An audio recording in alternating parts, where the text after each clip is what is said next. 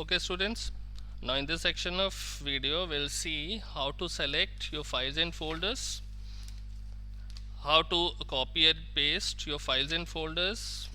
Now we'll see, as you all know, we have created a folder APS class 5 and we have created 4 subfolders inside it: image, movies, songs and text files.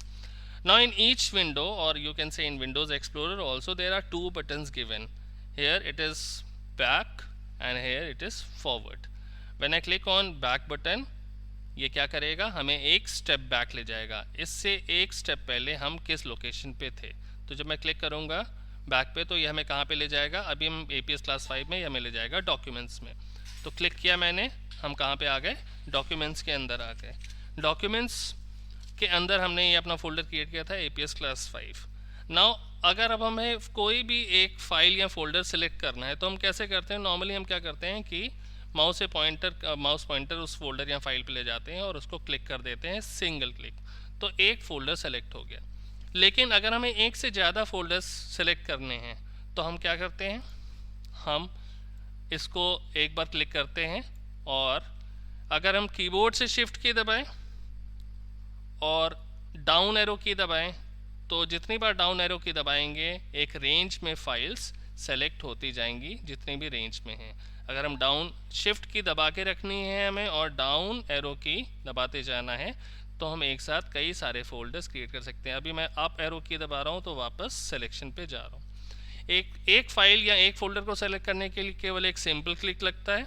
लेकिन अगर multiple file select करनी है तो आपको keyboard से control की या shift की दबा के रखनी है, शिफ्ट की दबा के रखनी है और क्लिक करते जाना है अलग अलग फाइल्स पे. ठीक है, देखिए एक फाइल सेलेक्ट हो गई. अब आपने कंट्रोल की या शिफ्ट की दबा लेनी है और दूसरी फाइल, तीसरी फाइल, चौथी फाइल, जिस भी फाइल को सेलेक्ट करना है उस पर क्लिक करते जाएंगे तो फाइल सेलेक्ट होती जाएंगी.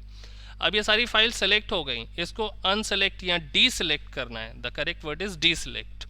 तो इसको डी सेलेक्ट करने के लिए आपको क्या करना है, बहुत ज़्यादा कुछ नहीं करना है. उसी विंडो के किसी ब्लैंक स्पेस पे आना है और सिंपली माउस से एक लेफ़्ट क्लिक कर देना है तो ये सारा सिलेक्शन हट जाएगा.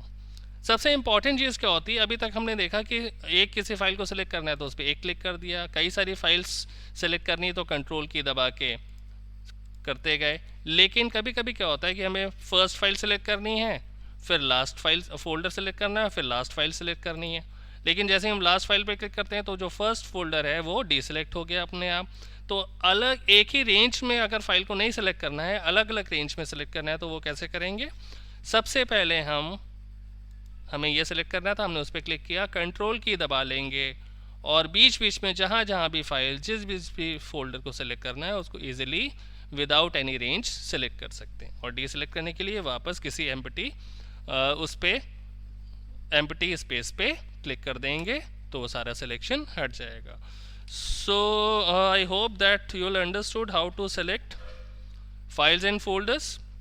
You can do it with the help of keyboard also. I have told you, select first, press shift key and then press down arrow key तो ये फाइल सेलेक्ट होती जा रही हैं. Okay, now we have created a folder. If I want to change the name of the folder, how to rename it? It is given APS class 5. Now I want to change the name to APS LBS class 5. How to change it? Select the file, right click on that particular file from the mouse. There you can find the option rename, or there is an option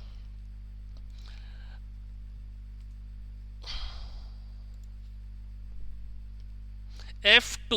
अगर आपके keyboard पे आप सबसे ऊपर top keys में देखिए, सबसे ऊपर टॉप में F1 से लेके F12 तक कीज़ दी होती हैं. तो शॉर्टकट की अगर आप कीबोर्ड से किसी फाइल या फोल्डर को रीनेम करना चाहते हैं तो उस फाइल या फोल्डर को माउस से सिंगल क्लिक करके सेलेक्ट करिए, और या तो आप माउस से ही राइट क्लिक करके ऑप्शन ले सकते हैं रीनेम का, और या अगर आपको कीबोर्ड से करना है तो आप अपने कीबोर्ड से F2 की को प्रेस करें. मैंने F2 की प्रेस करी कीबोर्ड से. अब ये अगेन ब्लू हाईलाइटेड हो गया. ब्लू हाईलाइट होने का मतलब है कर्सर आ गया, इसका मतलब है कि आप इस फाइल का नाम चेंज कर देते हैं. तो मैं चेंज कर सकते हैं, तो मैं इसका नाम चेंज करने जा रहा हूँ. It is now APS LBS class